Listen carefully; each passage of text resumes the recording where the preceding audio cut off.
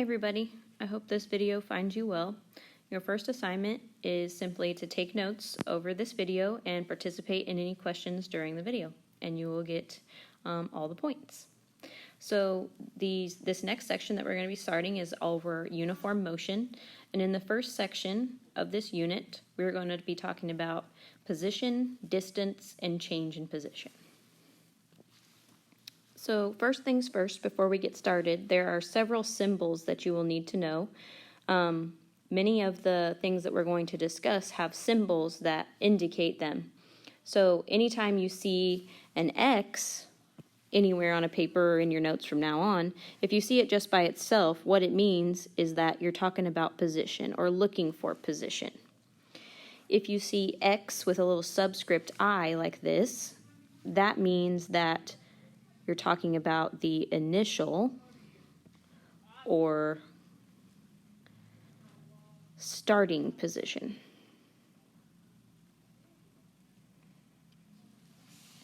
Or if you see an XF like this, a little subscript of F, that means that you're going to be looking at looking for the final position or where the movement ends. Now, if you see something that has the symbol delta, which is this thing right here that looks like a little triangle, delta, I'm going to write that off to the side. Anytime you see a delta or a little triangle shape like this, that indicates change. So this symbol right here that has the delta X means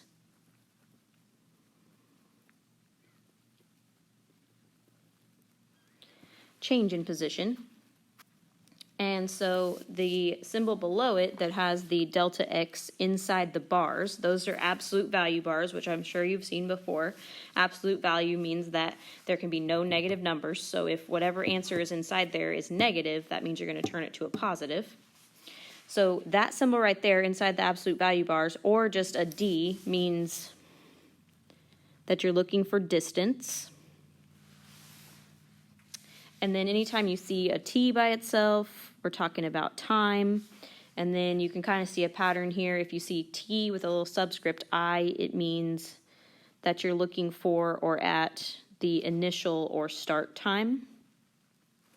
And then down here at the bottom, if you see a T with a subscript F, that means that you're looking for or looking at the final time.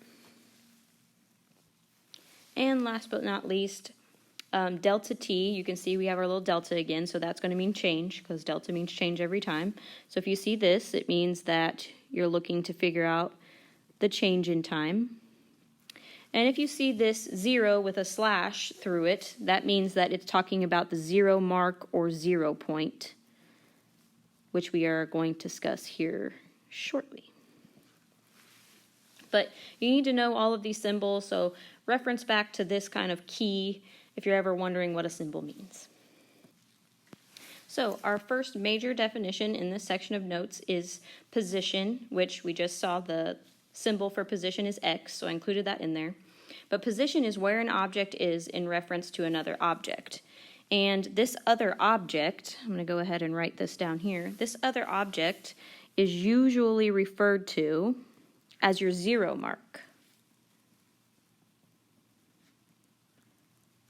And remember that the symbol for 0 is that, so I'm going to include that too. So usually the object that it's in reference to is called the 0 mark. And so what this means is that anytime you are going to describe something's position, you need to include the statement from 0 at the end. I'll give you an example. So for example, I used my hall pass in my room. So if I wanted to give the position of the hall pass, I could say the hall pass is 0.5 meters from 0. Well, in that case, we need to know what the 0 point is in order to figure out the position of the hall pass. In this case, I used the door as my reference point. So in other words, the classroom door is the 0 point. So when I say the hall pass is 0.5 meters from 0, it makes complete sense. So now we need to figure out how to determine something's change in position, so when it moves. And the first thing that you need to know is that change in position has another name. So if you're determining change in position is also known as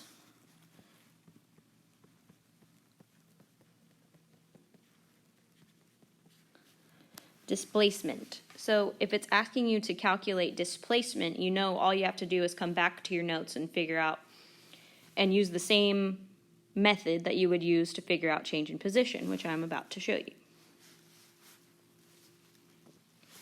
So here are the 3 steps that you need to figure out a change in position, or in other words, a displacement. Same thing. First thing you need to do is determine the initial position, or xi. Go back to your symbols. Second thing you need to do is determine final position. And then the third thing you have to do is use this formula to solve, which is delta x, or change in position, equals final position minus initial. I'm going to go ahead and write that off to the side, just in case. It's helpful. The x means change. So the delta means change, and the x means position, so you know that you're looking for a change in position. And so this is the formula that we need to use to figure out change in position. It's fairly simple, so we'll go through a couple of examples and do some together.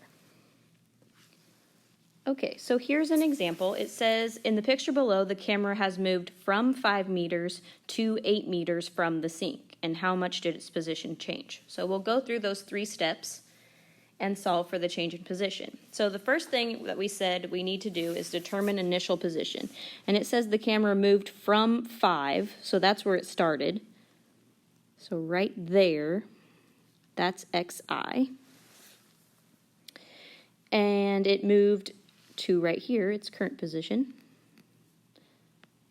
So that's xf, where it ended up. Okay, so there's step 1 and there's step 2.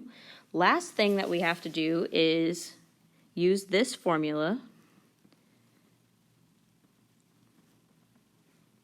plug it in, and solve. So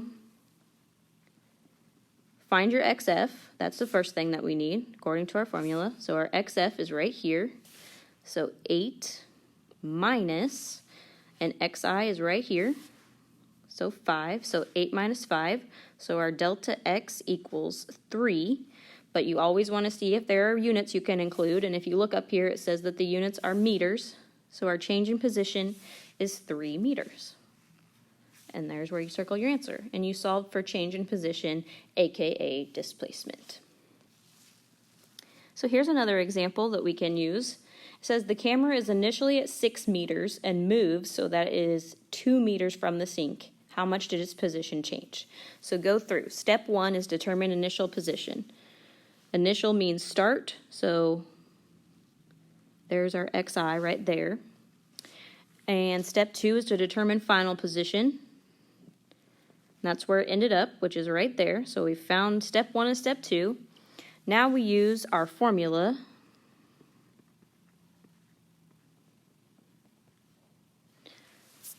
Plug in our numbers and solve. So our xf, we look up here, is 2.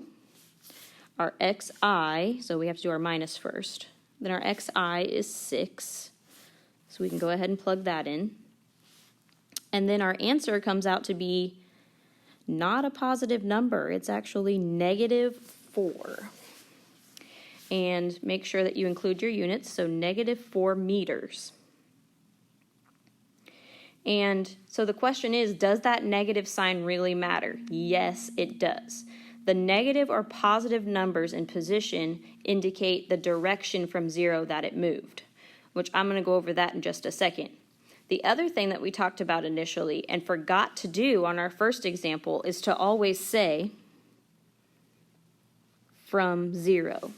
Since we are reporting a position, then we have to say that this camera's change in position is -4 meters from 0.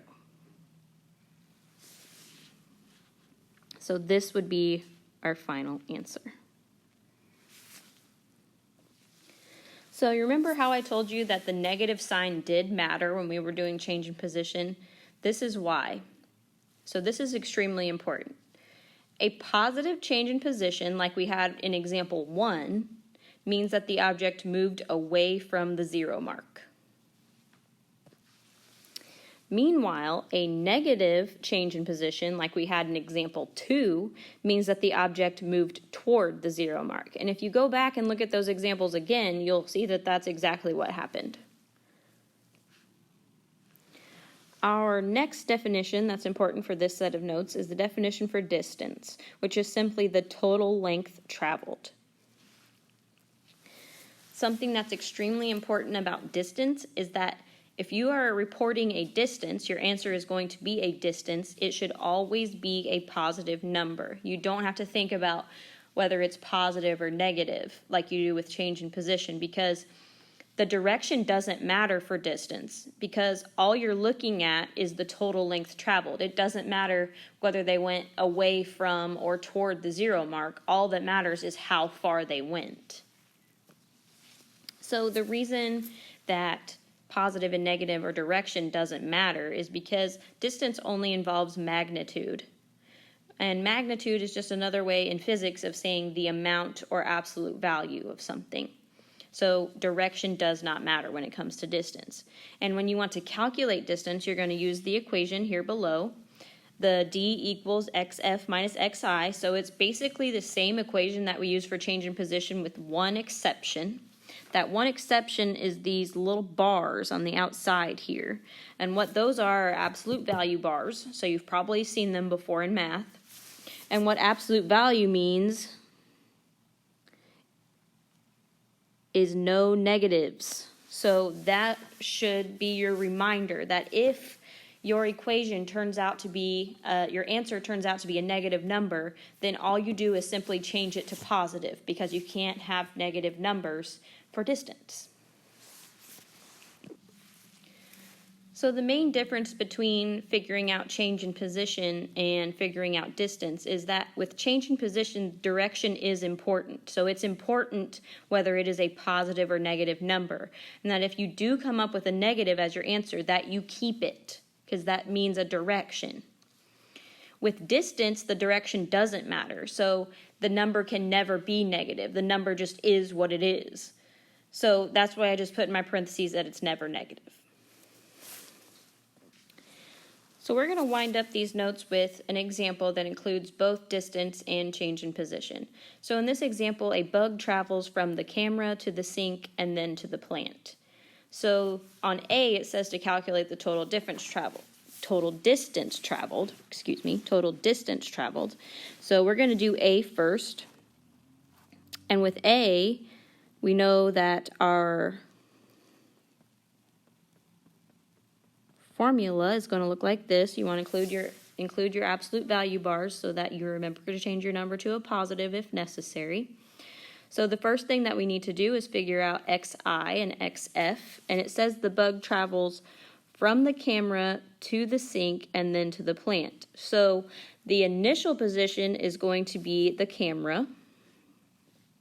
So right here is our xi, and then he says it went to the sink, okay, but then he says it goes to the plant. So where he ended up is our xf. It doesn't matter where he goes in between. So this is where he ended up, or our final position. So now we just have to plug in those two numbers into our equation. So our xf is 12, our xi is 8. So that means that our distance traveled is going to be 4 meters.